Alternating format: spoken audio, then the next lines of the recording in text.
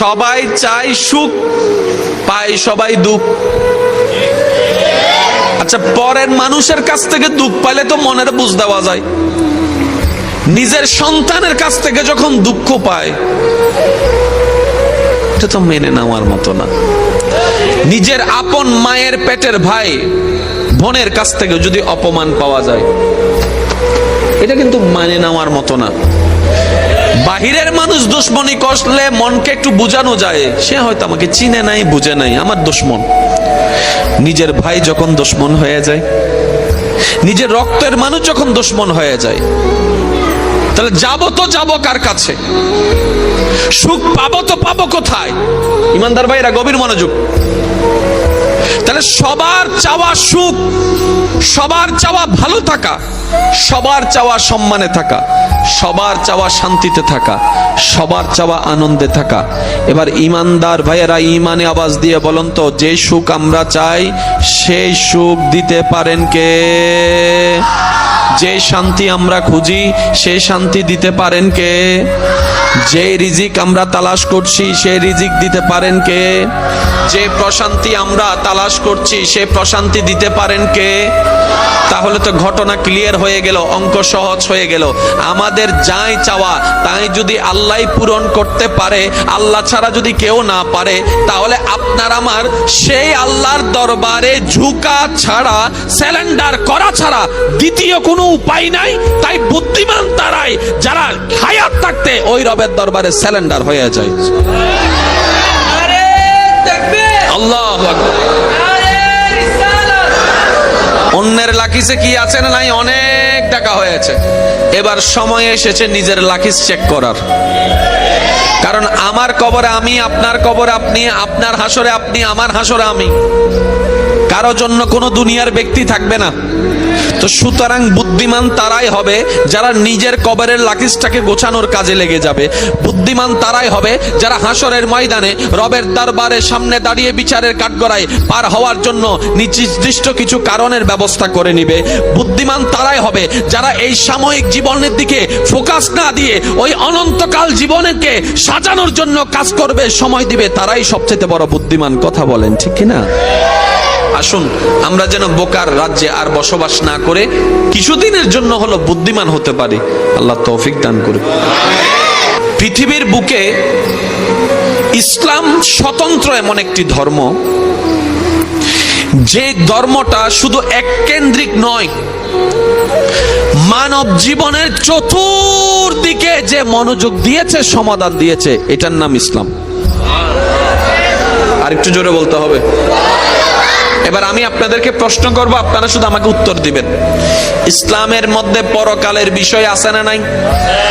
জান্নাতে যাওয়ার বিষয় আছে না নাই? জাহান্নামে যাওয়ার বিষয় উল্লেখ করা আছে না নাই? কোনটা করলে সওয়াব হবে আছে না নাই? কোনটা করলে গুনাহ হবে আছে না নাই? এটা তো আমরা সবাই জানি, সবাই বুঝি। আজকে আরেকটা জিনিস বোঝার চেষ্টা করবেন, এই ইসলামের ভিতরে দুনিয়ার জীবন কিভাবে সাকসেস করতে হয়, সুন্দর করতে হয়, এই পদ্ধতি দেওয়া আছে। এবার বলেন, দুনিয়াতে থাকলে বাথরুমে যাইতে হবে কি হবে না? বাথরুমে কিভাবে যাবেন সেটা ইসলামে আছে। কেমনে বাইর হবেন এটা ইসলামে আছে। তৃষ্ণা লাগছে, পানি খাওয়া লাগবে, পরকালে না দুনিয়ায়? তো দুনিয়ায় পানি কিভাবে খাবেন, ইসলামে আছে না নাই? দাঁড়িয়ে খাবেন না বসে খাবেন, নিয়ম দেওয়া আছে না নাই?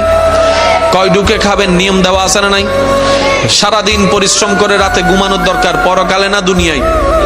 এবার বলেন, ইসলামের মধ্যে কোন কাত হয়ে ঘুমানোর সিস্টেম আছে না নাই? তাহলে আপনি একটু ঠান্ডা মাথায় ভাবেন, ইসলাম মানে শুধু নামাজের নাম নয়, ইসলাম মানে শুধু রোজার নাম নয়, ইসলাম মানে শুধু সওয়াবের নাম নয়।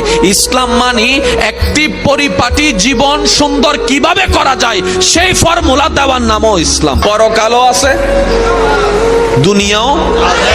এবার বলেন, সংসার কোথায়, পরকালে না দুনিয়ায়? আপনার একটা আওয়াজ দিতে হবে, বিয়ে কোথায়, পরকালে না দুনিয়ায়? সম্পত্তির ভাগ পরকালে না দুনিয়ায়? এই যে ভাইয়ে ভাইয়ে ভাই বোনের মধ্যে সবচেয়ে বড় দ্বন্দ্বের নাম হচ্ছে জায়গা সম্পত্তি। এই জায়গা সম্পত্তি আমরা আমাদের নিয়মে ভাগ করি, যার কারণে ঝামেলা লাগে। আমি শ্রদ্ধার সাথে বলি, আমাদের ইসলাম এমন একটি ধর্ম যে ধর্মের মধ্যে কোনো কিছুর সলিউশন দেওয়া বাদ পড়ে নাই। মা বাবার সম্পত্তি ভাই বোনের মধ্যে কিভাবে বন্টন করলে আল্লাহ খুশি হবে, তাদের জীবনও সুখী হবে। এটার ফরমান, এটার নির্দেশ, এটার পদ্ধতিও ইসলামের মধ্যে আল্লাহ ফরায়েজের মাধ্যমে দান করে দিয়েছেন। আমরা ওদিকে যাই না, যার কারণে নিজের কেন্দ্রিক করি, জামিলা সব লাগাই। এবার আসেন, আপনারা প্রথমে কি বলেছেন ভাইয়া, লাভ নাকি লস? জোরে বলেন না রে ভাই। আপনারা 5 ভাই, একজন আরেকজনের চেহারা দেখতে পারেন না, তার মানে আপনাদের ছেলেরাও একজন আরেকজনের সাথে দেখা করতে পারে না। একটু জোরে বলেন না, দেখা করতে পারে না। তাহলে আপনাদের সেই বড় বংশটা আস্তে আস্তে কি হচ্ছে? জোরে বলেন না, কি হচ্ছে? ছোট হচ্ছে। এবার বড় ভাইয়ের মেয়ের বিয়ে, মেয়ের গোষ্ঠী আসবে, চাচা লাগবে কি লাগবে না? ফুফি লাগবে কি লাগবে না? এবার আপনি আমি লজ্জায় পড়ে যাচ্ছি, কারণ এসে যখন আত্মীয় স্বজন জিজ্ঞেস করে, কিরে মেয়ের চাচা কই, মেয়ের ফুফি কই, আপনি আমি লজ্জায় বলতেও পারি না, সম্পর্ক ঠিক রাখতে পারি না। আপনি মনে করছেন না ওদেরকে ছাড়া আমি মেয়ে বিয়ে দিতে পারবো, ওদেরকে ছাড়া আমি ছেলের বউ নিয়ে যেতে পারবো, সেটা আপনি পারেন, কোনো সমস্যা নাই। কিন্তু আপনি কত বড় মারাত্মক ভুল করে বসেছেন জানেন? আপনি আজকের 2023 সালে এমন একটা বীজ বপন করে দিয়েছেন, যেটার কারণে 2050 সাল না 100 সাল পর্যন্ত এই বংশের মধ্যে আর মিল আসবে না, একজন আরেকজনের চেহারা দেখবে না, জানা যায়ও পর্যন্ত যাচ্ছেন, এমন ঘটনা আছে।